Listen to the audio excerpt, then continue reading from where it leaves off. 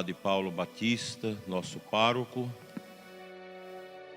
Padre Denis, nosso vigário forâneo e pároco da paróquia Sagrado Coração de Jesus de Colinas do Sul, queridos fratres, pessoas consagradas que estão conosco, ministros e ministras, estimado senhor prefeito Vilmar e demais autoridades, secretários municipais aqui presentes. Concluímos com esta Santa Missa nossa visita pastoral à querida paróquia Santana de Cavalcante, incluindo também, anexa a esta paróquia, a cidade e o município de Teresina de Goiás.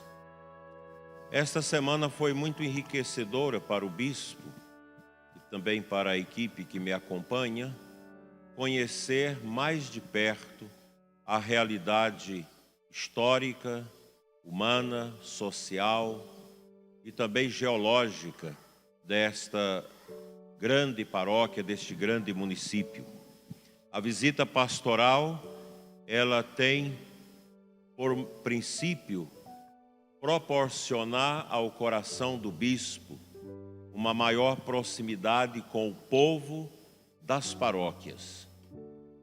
E nós acabamos por aprender muito, ampliar o nosso conhecimento, a nossa compreensão acerca da pessoa humana e de todas as realidades que compõem esta bonita paróquia. Uma paróquia que traz uma riqueza histórica enorme, que nós podemos aurir essas riquezas da história do povo Calunga, que muitos aspectos nós não conhecemos e nem vamos conhecer. Histórias de dor, de alegria, de superação, realidade que nos interpela, a igreja interpela também o poder público, Ministério Público, Judiciário, Governo, para olhar para esta realidade que não é uma realidade pequena, não é uma realidade simples, mas uma realidade complexa que exige estudo, compreensão, oração. Saio desta visita com um olhar bastante positivo acerca desses dias que passei aqui com vocês. E a alegria enche o nosso coração por encerrar esta nossa visita com a Santa Missa, da abertura do ano litúrgico da Igreja, o Advento, porque o ano litúrgico da Igreja não coincide com o ano civil, que começa 1º de janeiro. Para a nossa liturgia, para o nosso calendário orante da Igreja, o ano novo começa hoje. Com estas 4 semanas de preparação do povo católico para a celebração do Santo Natal de Cristo. Momento muito bonito e importante. E hoje à noite nós teremos a missa de Nossa Senhora das Graças em Alto Paraíso, encerrando a novena paroquial daquela igreja. São momentos de graça e de muita bênção. O Advento é um tempo que traz para nós a necessidade de tomarmos consciência que este mundo passa. Que todos nós passaremos pelo julgamento pessoal e universal.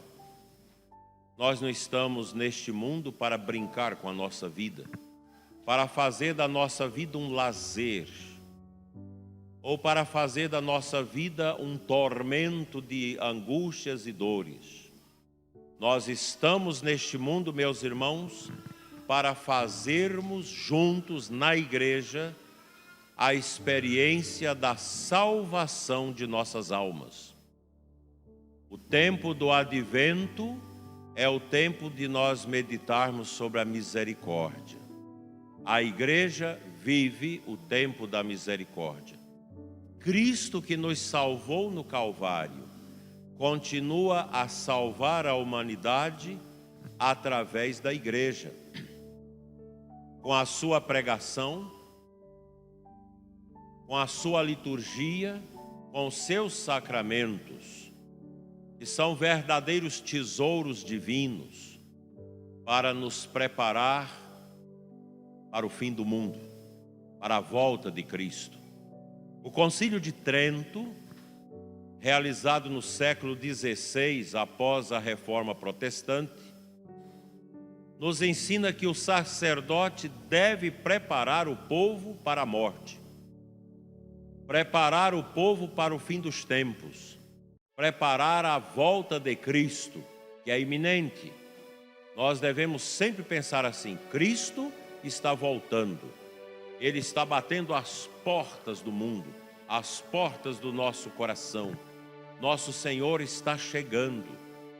E o tempo do advento é para que a gente possa fazer uma boa confissão, retomar o nosso caminho de fé e viver uma profunda unidade com o Senhor através do arrependimento dos nossos pecados, de uma conversão contínua e profunda e a confissão das nossas misérias. A vida é muito simples e a nossa vida, ela é também singularmente frágil. Hoje estamos aqui, amanhã nós não podemos dizer que conseguiremos ajuntar todos que estão aqui, porque alguém pode morrer esta noite, de hoje para amanhã. A nossa vida, ela é muito tênue. Precisamos ter esta consciência da brevidade da nossa vida, da necessidade de uma conversão permanente a nosso Senhor. O advento, ele tem 2 momentos na liturgia. Eu gostaria que vocês não deixassem de participar da missa aos domingos. O católico que não vai à missa aos domingos, ele peca gravemente. Porque a nossa obrigação com o Senhor é bíblica. Guardai o dia do Senhor. Nós não podemos roubar de Deus aquilo que nós devemos dar a Ele, que é o nosso louvor, a nossa participação na Santa Missa. Daqui até o dia 17 de dezembro, nós vamos mergulhar nas leituras que falam da volta de Jesus. Do dia 17 ao dia 24, na vigília, nós vamos contemplar o nascimento de Cristo. Daí, o advento ter esse duplo sentido: preparar a volta de Cristo e celebrar o seu nascimento, que trouxe a salvação e a esperança a todos nós. Isso é profundo. A nossa igreja, ela não é algo qualquer. A igreja, ela é a continuidade de Cristo neste mundo, de maneira profunda e eloquente. Precisamos ter esta consciência. Nós estamos no tempo da misericórdia. Deus está aberto a nos acolher, a nos perdoar, a nos dar a graça da sua justiça. Mas quando Jesus voltar, Ele não será mais o nosso advogado diante do Pai para trazer a misericórdia aos nossos corações, mas sim será o justo juiz que irá separar os bons dos maus, que irá manifestar gloriosamente com os eleitos diante do Pai.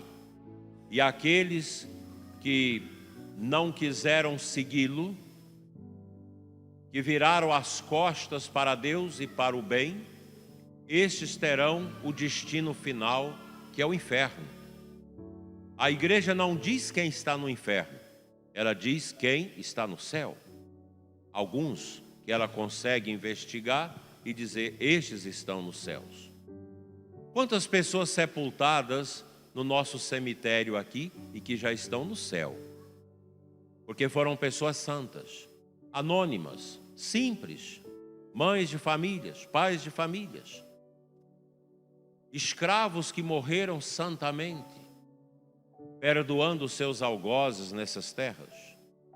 Homens e mulheres que tiveram seus corações cravados no coração de Deus e por isso estão no céu. Nós nem sabemos.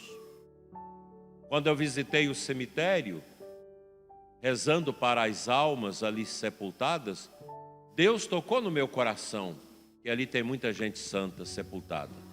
Mas também tem muitas pessoas que podem estar no inferno, porque morreram longe de Deus, com as costas viradas para a luz, para o bem, para a verdade, e com o coração cravado onde não deveria estar, que as coisas deste mundo, os vícios, as misérias, a desobediência, a falta do amor, a falta do perdão e a falta da prática da justiça.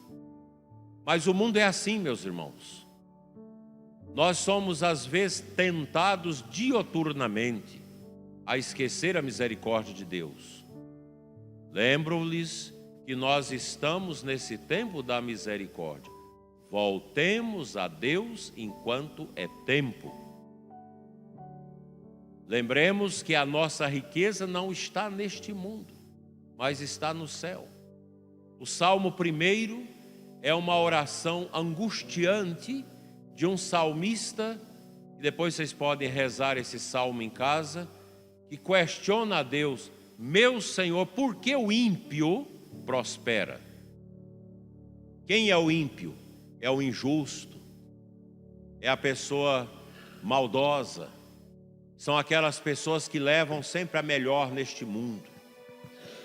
Os faltores do mal, os corruptos, ladrões, os assaltantes, os que praticam abortos, que matam, os que não têm dó do sangue do pobre, que arranca o sangue do pobre para aumentar a riqueza na sua aljava. Esses são os ímpios. E nós podemos perceber que às vezes nas nossas comunidades, as pessoas ruins, maldosas, parecem que elas prosperam. Elas conseguem viver melhor do que os santos, do que os que fazem penitência, dos que rezam, que devolvem o seu dízimo na igreja e parecem não prosperar.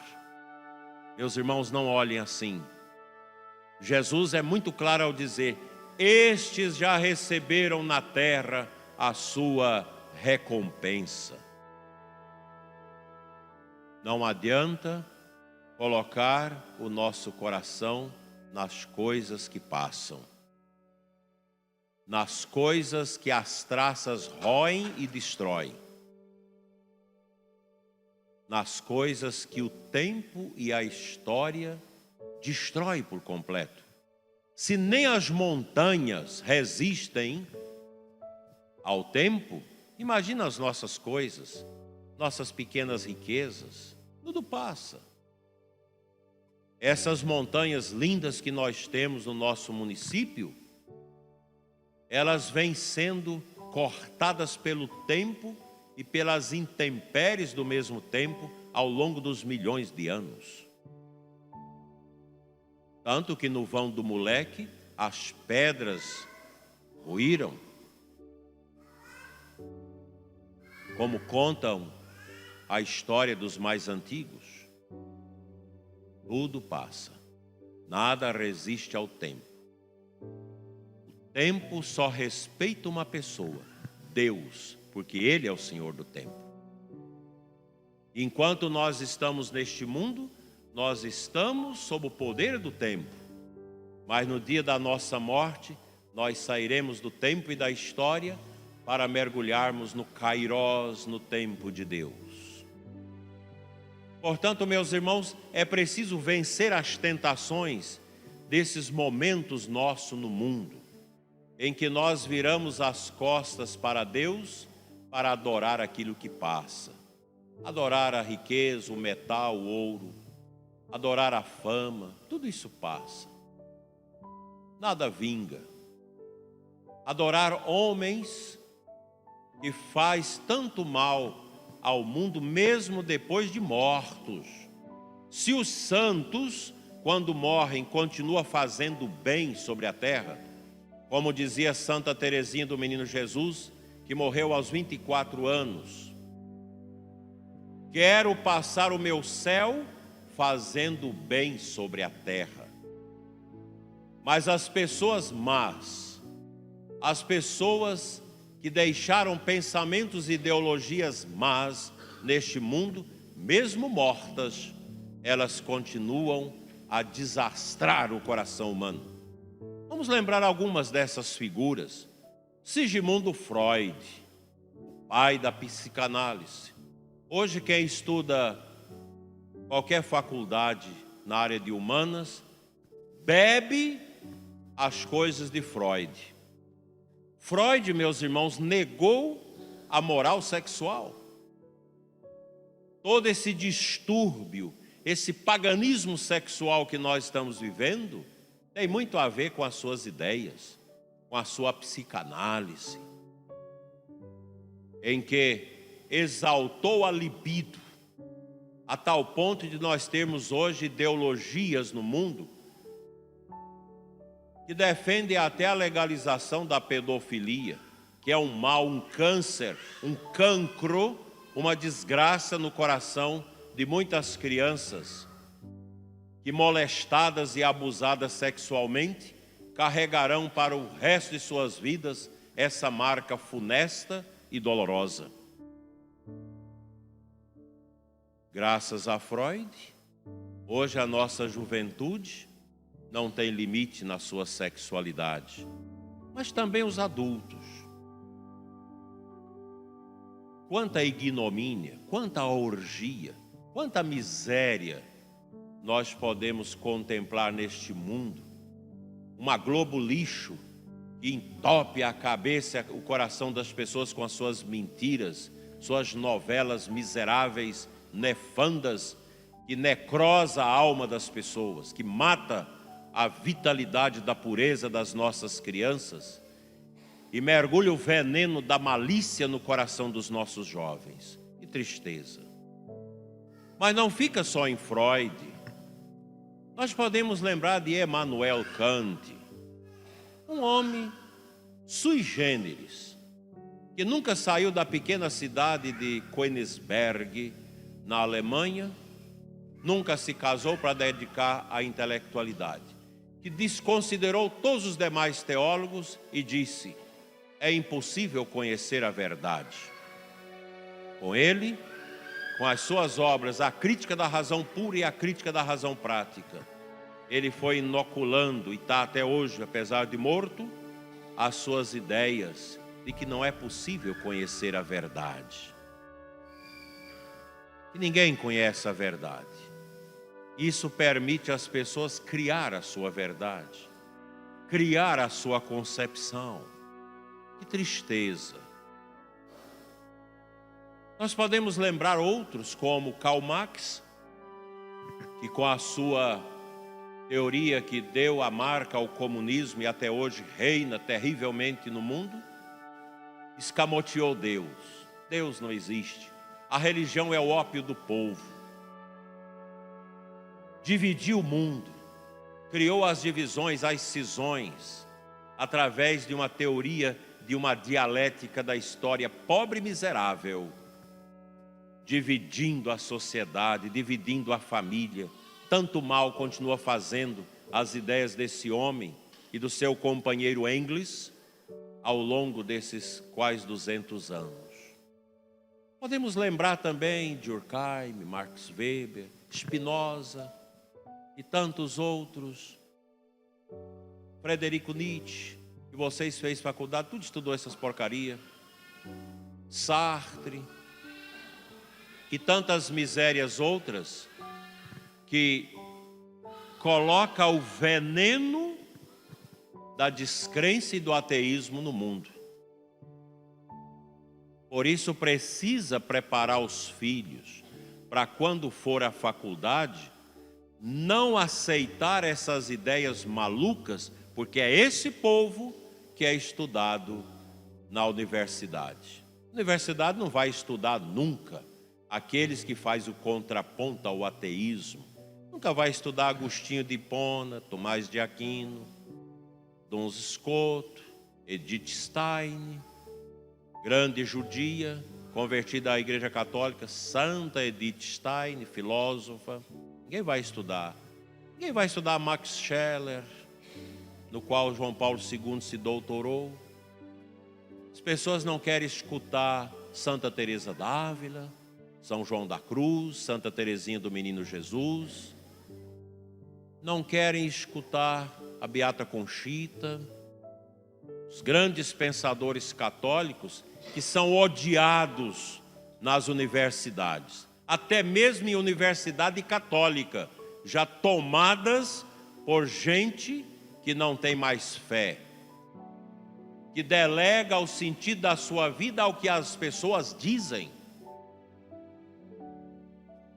Mas nós somos esse povo, esse povinho, esse resto no mundo, os católicos, que crê na volta de Cristo, que cremos no seu Natal.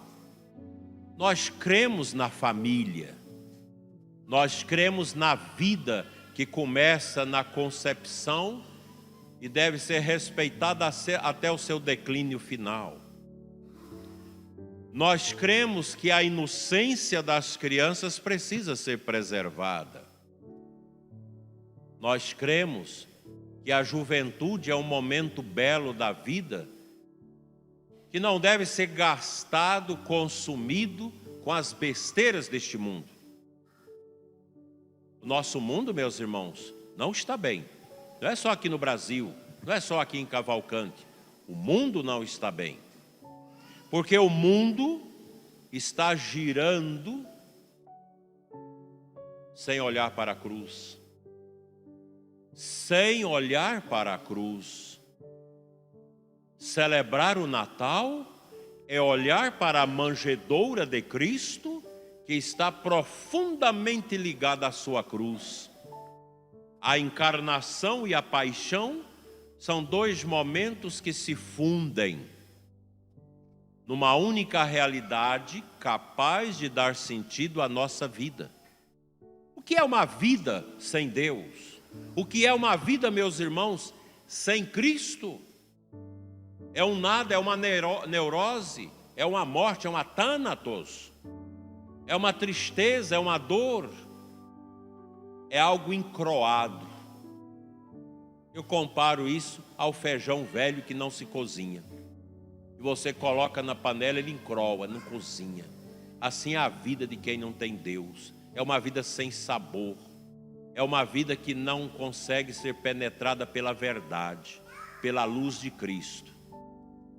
E eu penso, meus irmãos, que neste ano é um ano em que nós precisamos pensar, durante esse tempo do Natal, na nossa conversão.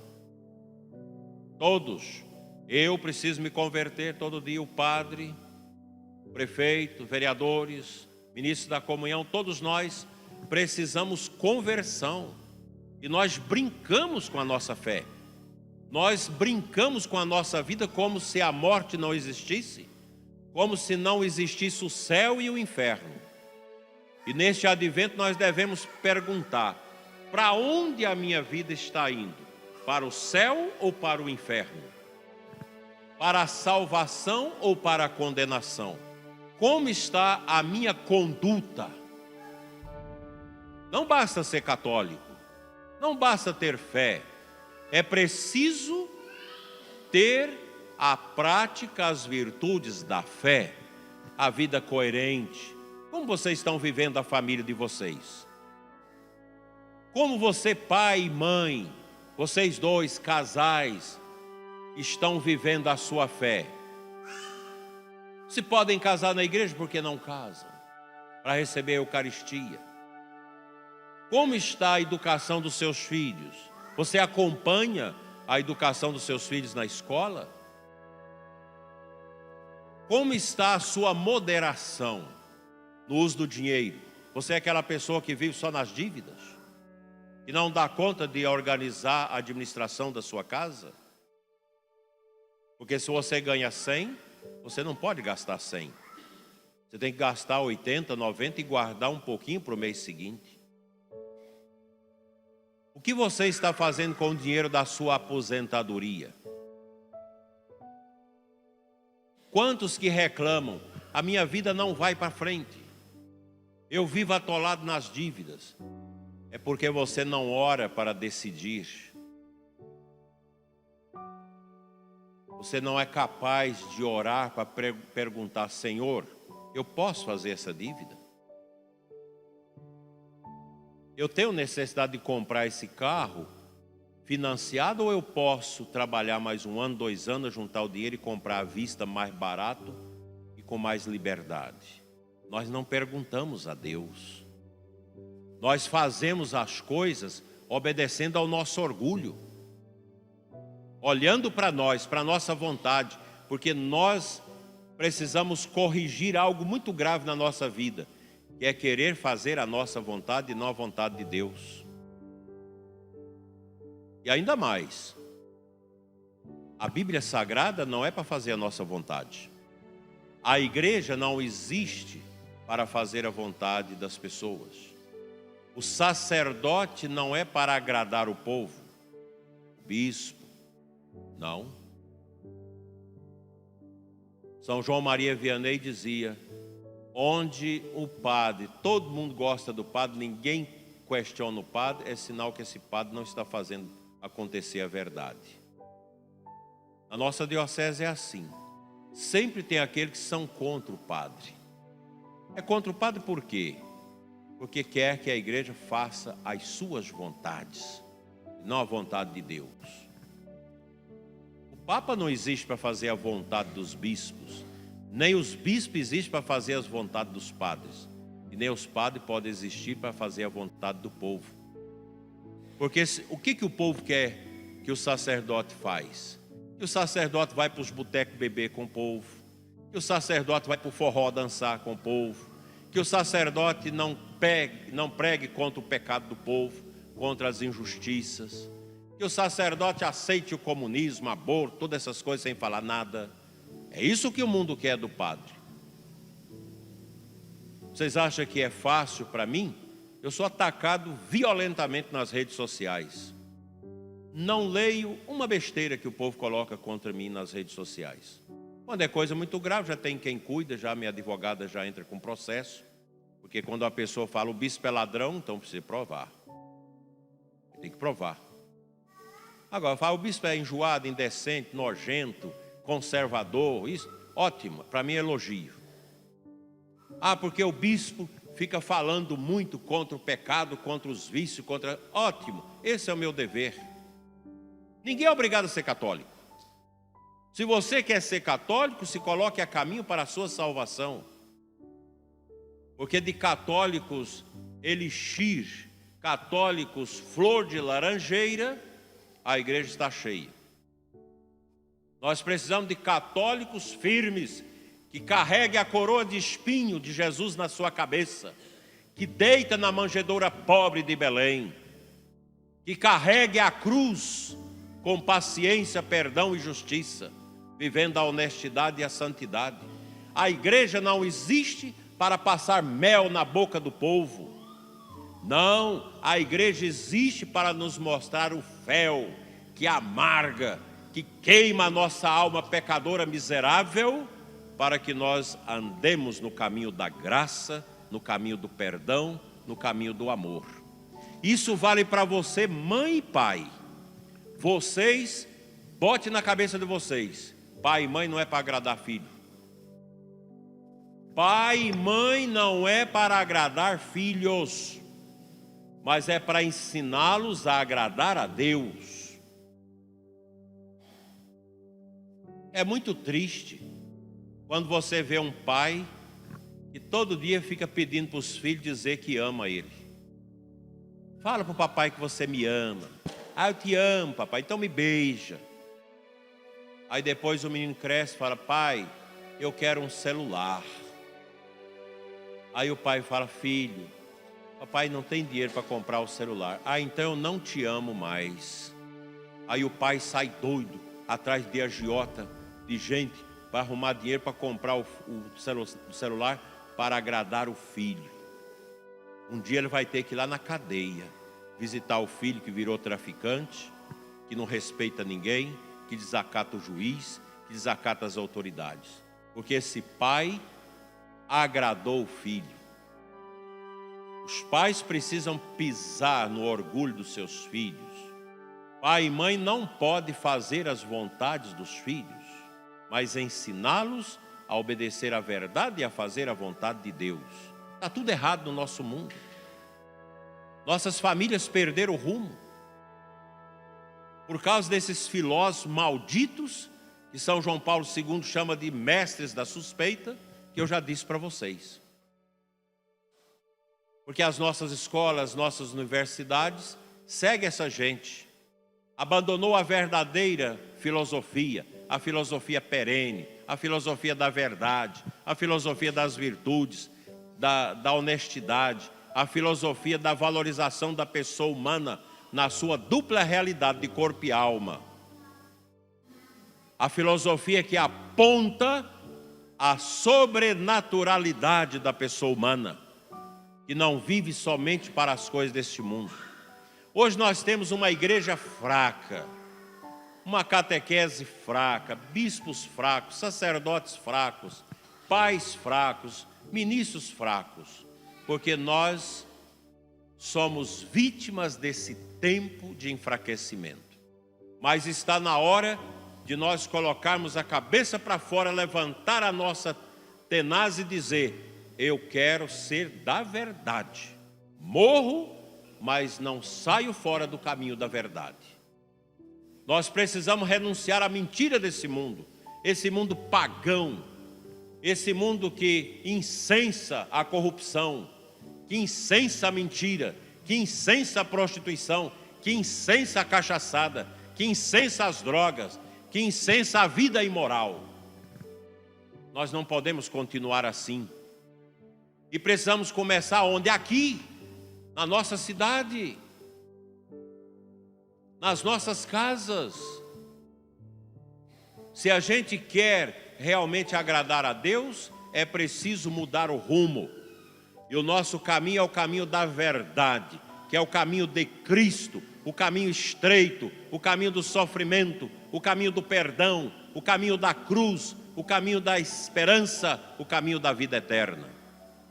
Saiamos, meus irmãos, do caminho pagão, o caminho largo, o caminho dos vícios, o caminho da corrupção, da mentira, da falsidade, da embriaguez, da mediocridade, da prostituição, da enganação e de todas as misérias, porque esse não é o caminho que nos leva para o alto, mas nos leva para a cacimba podre da lama infernal. Nós existimos neste mundo para agradar a Deus. Pode ser aquela pessoa mais simples, pobre, se ela agrada a Deus, ela vai adiante. Pode ser aquela pessoa mais rica, que tenha tudo nesse mundo, que já recebeu tudo nesse mundo. Se não tem a Deus, não tem sentido. Desejo a todos um Natal transformador. Vamos cada um fazer o exame da nossa consciência. Perguntar diante de Deus: meu Senhor, como está a minha vida? Que católico eu sou? Agrado a Deus ou agrado ao mundo?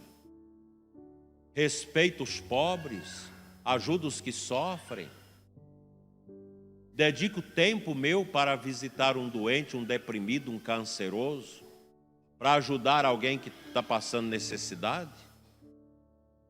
Devolvo o meu dízimo conscientemente, ajudo a minha paróquia? Ou fico apenas criticando a igreja, criticando o padre, criticando os ministros da comunhão, criticando os consagrados? Que tipo de católico eu sou? Termino dizendo: o orgulho vem do demônio. Entrou no coração de Adão e Eva, estragou a humanidade até hoje. O orgulho é uma escada que desce para o inferno. A humildade é a virtude de Cristo, que se fez homem na nossa miséria para nos salvar. Essa escada é em aclive, é a escada que nos leva ao céu. Em qual escada estou? No orgulho ou na humildade? Que ao olharmos para o Cristo pobre, no presépio, esmulhambado na cruz, nós possamos entender que a grandeza da vida humana está na humildade e na nossa união e amizade com Jesus. E Senhora Santana, nos ajude, com Maria Santíssima, a trilhar o caminho de Jesus, o caminho dos pobres, dos humildes, daqueles que creem na vida eterna. Assim seja. Amém.